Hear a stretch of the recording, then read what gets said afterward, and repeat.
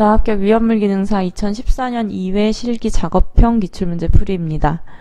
1번 실험실의 실험대 위에서 KCl O3를 넣은 삼각 플라스크를 가열하고 온도계가 올라가다가 불붙은 막대를 넣으니 불꽃이 커지는 것을 보여주고 있습니다. 실험 중 실험자가 다른 작업을 하는 동안 플라스크가 폭발을 한다고 하네요.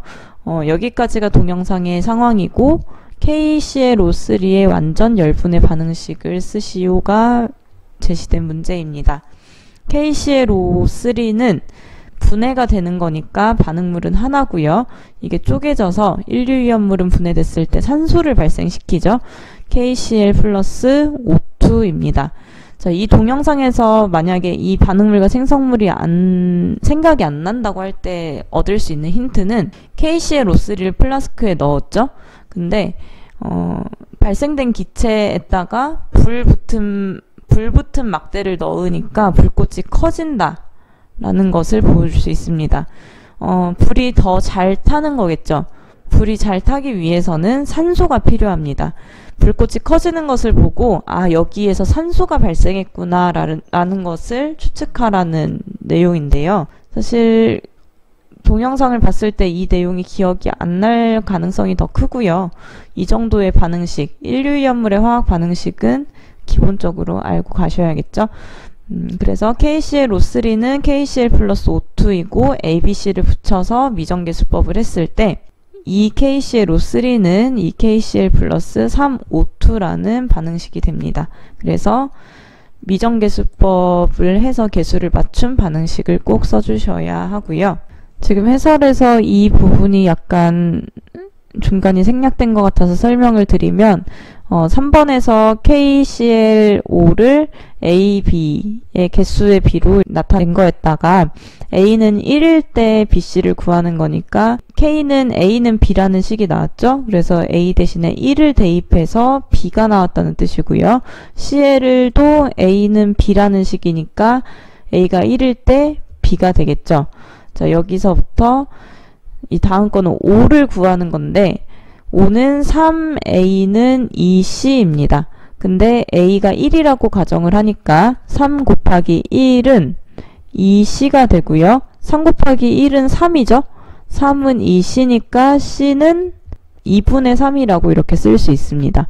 그래서 이 부분을 자 이렇게 O는 3A는 2C 3 곱하기 1은 2C 그래서 3은 2C고 C는 2분의 3이다. 이렇게 바꿔주시면 될 것 같습니다. 2번 실험실의 실험대 위에서 3개 비커가 표시된 비커에 물을 넣어 용해시키고 있습니다. A 비커는 가라앉고 B의 비커는 물 위에 뜨고 C는 물에 용해가 된다고 하네요.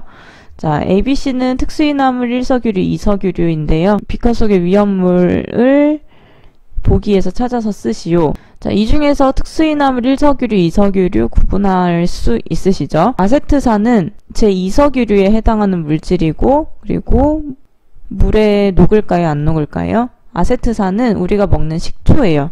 이 식초, 물에 홍초 같은 것들 물에 타서 먹기도 하잖아요. 그럴 때 물과 식초가 서로 기름처럼 층이 분리되지 않고 섞이는 걸 볼 수 있으셨을 거예요. 그래서 아세트산은 수용성입니다.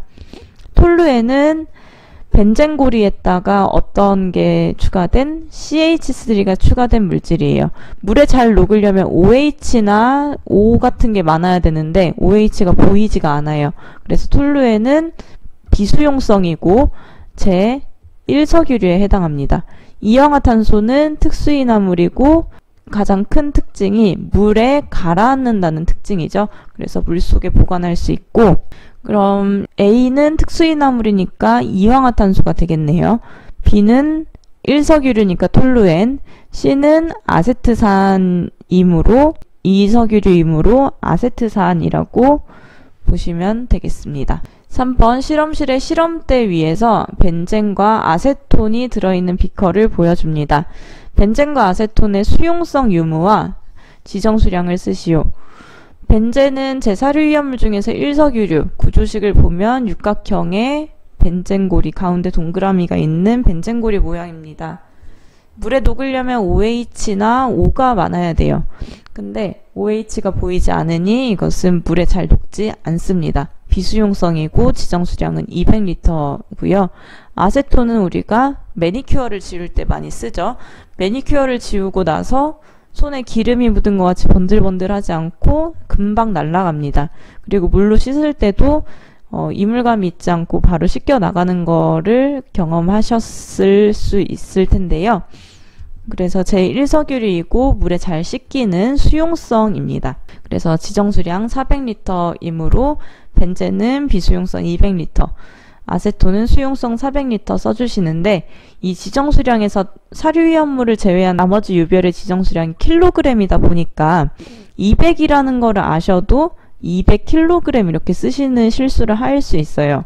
근데 단위가 틀리면 무조건 빵점이니까 단위를 조심하셔야 하고요.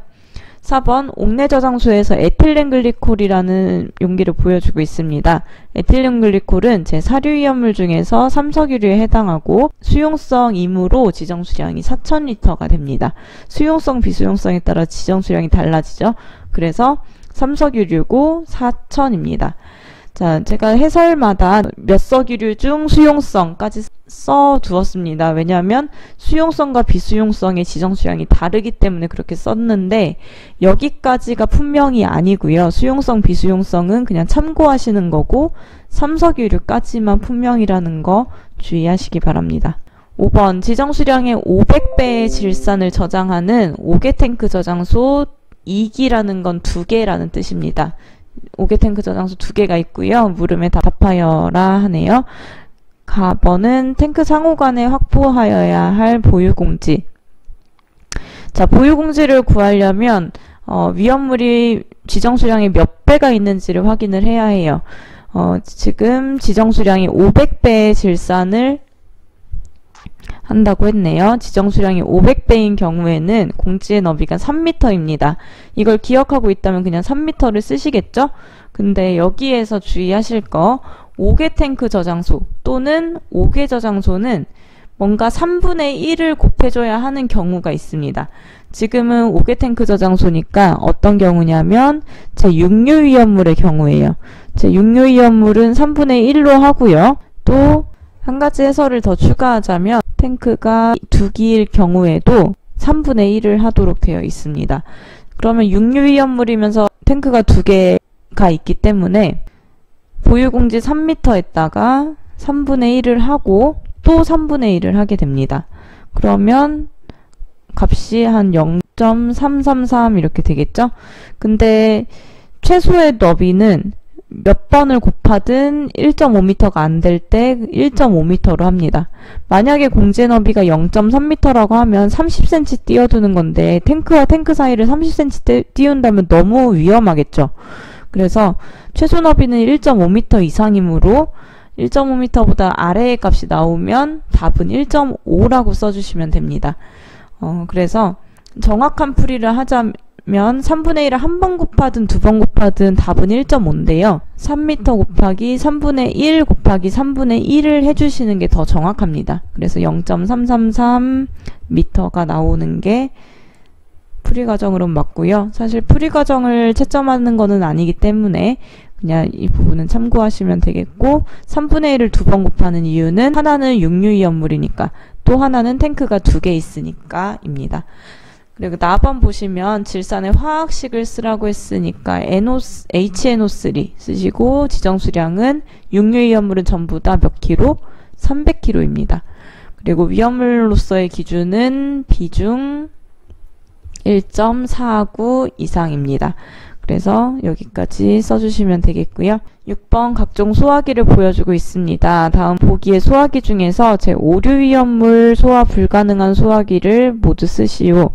오류위험물은 주수 소화를 하게 됩니다.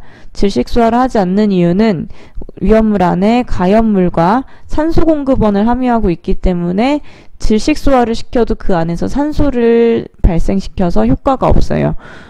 질식소화는 산소를 차단하기 위해서 하는 건데 질식시킨 안에서 산소가 발생한다면 그 안에서 계속 연소가 일어나기 때문이고요. 지금 제시된 소화기 중에서 기계포 소화기는 포소화기 하면 보통 질식소화로 분류를 하지만 냉각소화의 효과도 있다는 거 같이 알아두셔야 하는 부분이고요.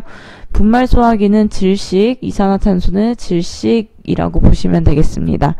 그래서 소화가 불가능한 소화기를 찾는 것이기 때문에 분말소화기, 이산화탄소 소화기 쓰시면 됩니다. 7번 실험실의 실험대 위에서 HCl5와 BaCl2를 반응시킵니다. 과염소산과 혼재할 수 있는 위험물은 몇 류인가? 자, 4, 2, 3, 5, 2, 4, 6 하나로 봤을 때 6류와 1류 위험물이 같이 있을 수 있고요. HCl5를 가열할 때 발생하는 유해기체의 명칭. 자, HCl5, 6류 위험물이기 때문에 분해했을 때 산소가 나옵니다. 그래서 HCl과 O2로 나눠지고요. 염화수소와 산소 중에 어떤 게 유해한 기체일까요? 산소가 유해 기체라면 우리가 숨을 쉴 수 없고요. HCl이 유해 기체가 됩니다. 염산은 액체 상태로 많이 기억을 하시겠지만 기체 상태로도 존재할 수 있고요. 유해 기체의 명칭을 쓰라고 했으니 HCl이 아닌 염화수소라고 써주시면 되겠네요. 8번 보겠습니다. 물기염금 표시를 하여야 할 위험물을 보여주고 있습니다. 자, 게시판에 규격과 색상을 쓰시오. 규격은 한 변의 길이 0.6m 이상, 다른 한 변의 길이가 0.3m 이상의 직사각형. 이렇게 쓰시는 게 법령에 있는 문장 그대로이기 때문에 가장 정확하고요. 이 위쪽에는 그냥 간략하게 이거를 요약해서 한번 써본 것입니다. 그래서 가급적이면 이렇게 정답에 있는 대로 법령에 있는 문장 그대로 외우시는 게 좋을 거고요.